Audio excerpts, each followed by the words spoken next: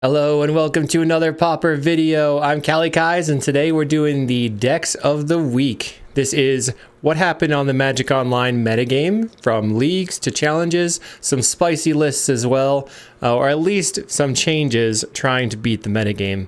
If you're interested in sideboard guides for the decks that I like to play, that's on patreon.com/Caw-Gates, and if you want early access to videos, that's on the YouTube membership. If you want to get the cards from these videos, check out cardmarket.com, the largest seller of Magic the Gathering cards in Europe. And definitely let me know in the comments what you think about these kinds of videos and whether or not you liked it. Leaving a comment is one of the best ways to help the channel and also get interactions. That's pretty fun. So, what happened in the leagues? Let's see. We had 25 trophies from Mono Red at 20% of the 125 for the week. And then Affinity in second place with 8.8% of the metagame, or 11 trophies. So Mono Red continuing to outperform. I saw Selkas on Twitter say that there's no better deck for grinding. It's just so fast, and when you're running hot, you just destroy people. We saw 6 trophies on one of the days and 5 from another, and then the other days were kind of similar to the other decks. But it was generally the most trophy deck of the day. From there, we had Jund Glee, Mono Blue Terror, and Mono Blue Fae. Then Dimir Fae, Black Green Glee, and White Weenie. Going down a bunch of spicy one-ofs, like 11 singletons here. And then we had a Wildfire Pile, I'm calling it. That was a singleton, but somebody picked it up and managed the trophy as well. And then the White Green Gates, which was cool. One standout is 3 Flickertrons getting trophies. They were all different lists. And then we have 3 Turbo Fogs. A couple of the Turbo Fogs were blue and some were black. So Turbo Fog seems to be pretty good into the metagame as well. So you can check out here mostly Mono Red and Affinity, then Glee. But if we go to the combined metagame, we have Mono Red at 20%. I had Jund Glee, but this is really just Glee combo. This is a combination of the two. So that one is at 12% of the trophies, and then Affinity. So Mono Red, Glee, and Affinity, they take up almost half the league trophy metagame. So that's what you should be expecting to play against. Then we have Mono Blue Terror and Mono Blue Fae. People are trying to tempo underneath these kinds of decks. You can play things like Spell Pierce, Annul, all those things are pretty good. And then Mono Blue Fae seems to be relatively good versus Mono Red. So there's a little bit of ebb and flow in the tier 2, I'll say. But tier 1 is very, very established. We are barely seeing any Gruul ramp. That's completely fallen off. Mostly because Affinity is stopping it. There's a lot of Krark Clan Shaman toxin analysis in the metagame, like I talked about before. And then I think Mono Red can go through it, and Glee combo is pretty good into the Gruul as well. So it's just basically gone. Jund Wildfire coming up in the metagame. People are definitely trying to make Wildfire piles work. Let's see. For the Pauper challenges, this is the recap of the weekend. And we have Grixis Affinity at 26 players with almost 19% of the metagame. Gold Leather Red at 17. And then Jund Broodscale at 10% of the metagame, and Golgari Broodscale at 8%.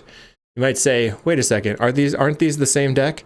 Basically, yes, they're both playing the Glee combo, and if you combine them, then we have Grixis Affinity and Glee combo tied at 26 players and 19% of the metagame. Looks like the Golgari Broodscale did a lot better than the Jund one. But the top 3 decks people are trying to fight against, so their win rate isn't too out of proportion. It's just crazy to me that these decks are just so more highly played. Sort of looks like a problem to me personally. We have Dimir Terror and Mono Blue Terror, both at 8 players. Some people talked about combining these, so it would be 10% of the metagame. But I don't think that they play the same. Dimir Terror is a tempo deck going in really hot and coming in trying to stop your opponent from dealing with your main single threat. That was Mono Blue Terror I was trying to talk about. Whereas Dimir Terror itself is playing more like the control game. Sure, they can turbo out a few terrors now and then, but they have things like Snuff Out and removal spells. They also have life gain against Mono Red, so it plays a lot differently. Mono Blue Fae has really been rising, but and putting up really good numbers. Polish player Skuro just keeps taking down not championships, taking down things all over the European scene. We had a Poison Storm here, which is pretty sweet. Gotta love Poison Storm. And then GN42 at playing FAMs dropped it 2-2 with a 50% win rate. And want to stick it out, I guess. So let's check out some of the decks from the week. We tried to go in a scale of the least to the most spicy. They're not all too crazy, but I want to give a shout out to a player, Mareki, being able to 5-0 with Caw-Gate. Let's zoom in so people can see. So Caw-Gate is a deck that plays Squadron Hawk and Brainstorm for card advantage, and then gets in by using Basilisk Gate to pump up your creatures. Very good against mono red because Sacred Cat and Outlawed Medic have lifelink. It can tend to be okay versus Glee. I don't think it's super good. They only have 2 instant speed interaction and they have 4 counterspell.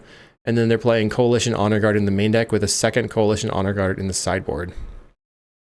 But Caw-Gate has not been doing too great lately. This is a Jund Broodscale playing no Wildfire, basically black-green. The 2 standouts here are they're splashing red for Writhing Chrysalis, and they're playing 2 Bushwhack to search for the basic, and then I guess use as a removal spell. I'm not sure where that comes up in terms of this deck. Then they've decided to use Vines of Vastwood as a protection spell. This can be good in the mirror because your protection spell also stops your opponent from being able to resolve their spell because it gives the creature hexproof from your opponents, and since your opponent gets hexproof from themselves, they can't resolve their Glee. They're also playing 2 Essence Warden, I guess, as a main deck hedge for mono red. And that can be a hurdle for an opposing Glee deck. Here's a Dimir Control by Qua or K. And they're playing the spice here of 3 Dark Ritual in the main deck. So you can on turn 2 Dark Ritual, play a Thorn of the Black Rose or a Murmuring Mystic immediately. And I think that can be pretty strong. I know that Teasdale did a video of this if you want to check out their channel, and I'll link it in the description. Here we have Ephemerate Tron by Hyson, PFP member. So this is sort of a Bant Flickertron playing Nyxborn Hydra, which is kind of a good way to go over the top of people, rolling Thundering essentially them out. There's 2 Seagate Oracles, which is interesting. Thraben Charm in the main deck. A bunch of singletons for the 2 of Mystical Teachings to fetch up. And another thing that people might not have known about, but you have Runaway Boulder, which is not showing very well. But Runaway Boulder is a 6-drop that is an artifact. When it enters the battlefield, it deals 6 to target creature, and it has flash, so you can get it with Mystical Teachings. And then, what else is going on here? Pulsimer also makes sense. Oh yes, the Runaway Boulder also cycles for 2, which is pretty neat. So they could pretty much just go over the top of people. They're relying on Energy Refractor plus Expedition Map as their colored sources. So now, moving on, for the Ephemerate Tron, all 3 of the lists were pretty interesting. The next one is Ephemerate Tron by Raptor56, one of the players who created the Galvanic Relay Storm deck. They are also the developer of the Rainbow Familiars deck, if you like that. But they like to play a list with no Expedition Map. 20 lands here plus 4 Lorien Revealed, and they've got 3 crop rotations. A lot of their lands are green lands, like Rimewood Falls and Seagates can be on green. And then they can crop into Tron right away with their Energy Refractor in play. And they are a big proponent of Brainstorm in this deck. Fixing your hand, combining it with Lorien Revealed. I don't think anyone has ever really tried that out other than them specifically. And, oh yes, if I wanted to go over here, Unwind and Weather the Storm actually is an infinite combo in Paper, which I've covered previously, but you can build up some Storm, then cast Weather the Storm, unwind your Weather the Storms with 3 Urza's Towers in play, and keep flickering and unwinding them over and over and over and building up infinite colorless mana, filtering it through the Energy Refractor, and then you can go infinite with a Nyxborn Hydra or whatever to kill your opponent, which is very impossible on Magic Online, but very sweet in Paper. So something you should know about, and you can check check out that video by searching for how to combo Tron on my channel. Now this version of Ephemerate Tron I saw from Entropy 263 or Birdman, who used to play a ton of Pauper, and they're kind of diving in deep lately, playing a lot of Flicker Tron and a bunch of other stuff. But they're playing essentially an Azorius Tron, playing Dawnbringer Cleric as their life gain and anti-enchantments, and then Seagate Oracle and Stonehorn Dignitary. So it's sort of like playing Familiars in a way, but it's just using the Tron mana. They're choosing to play Late to Dinner instead of playing something like Pulse of Marasa as well. It's a cool deck. I know that they've been doing pretty well. So now moving on to Familiars. People know what Familiars are if you've seen my channel before. This player is playing the Seagate Oracle and Meeting of Minds build with Murmuring Mystic, which is a very fun way to play the deck, not gonna lie. It can be kind of touchy because Murmuring Mystic is expensive to get out, and Meeting of Minds is very expensive and kind of bad if you have to pay full price.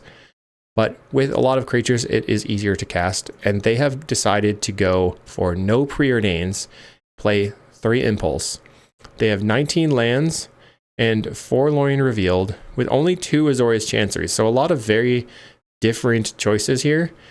But it seems like it worked out pretty well. They're also playing the 3 Snuff Out and 1 Snuff Out in the sideboard. I think that Snuff Out is very, very well positioned in the metagame, so I definitely can understand why they wanted to do that specifically. Okay, here comes the spice. This is not the craziest thing ever, but Selka's managed to trophy playing Temur Terror. Essentially, it's exactly Blue-Red Terror plus Writhing Chrysalis, because Writhing Chrysalis is Busto, and it just makes every deck better that you put it in.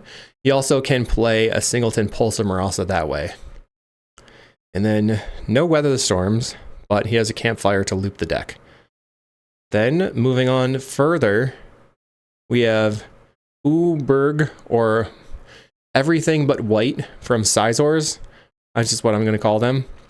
And this player essentially took the Jund Wildfire deck and added blue. So they're playing Chrysalis, Refurb, Krark-Clan Shaman with no toxins in the main deck, it looks like, or the sideboard. They're playing Kenku for their blue spells, Thoughtcast, and playing Weather the Storms in the main deck.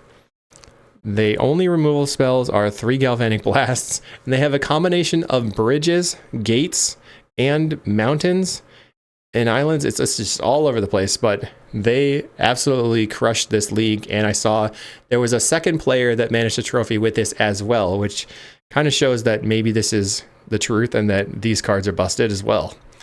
I mean, when you can cast Chrysalis and Refurb, it just goes off. 3 Nile Spellbomb in the main deck here is kind of wild. I think maybe they had some issues with something like Terror before, and they just wanted to beat it. And then moving on to the last deck of the spiciness scale. This is 4-color Ephemerate by King Ziggy. It's essentially Jeskai Ephemerate splashing black. So they have decided to go Jeskai black and play 1 Duress in the main deck. Interesting. 3 cast downs, 3 snuff outs. They have Crypt Incursion as well, and they have Mystical Teachings. So let me take it back. It's not Jeskai Ephemerate. It's just Grixis Control. Wait, no, it is Ephemerate. Okay, there's the Ephemerate. So it's Grixis Control plus Ephemerate. That makes more sense. Just splashing specifically Ephemerate Archaeomancer in Grixis Control. What a crazy deck. It's awesome. They have Dust to Dust in the sideboard. They have Union to the Third Path for life gain. I think you can definitely do some sweet stuff here. So if you're interested in grinding your opponent into the dust, maybe this is a deck that you'd like to check out. If I missed anything, let me know if you see something as well, or if there was a deck that stood out to you. I didn't really drill through the Pauper challenge lists. It's a little bit of a hassle to do that. So let me know if there's something cool there. If you like this video, definitely say hi and leave me a comment, and we'll see you in the next one. Thanks, everyone.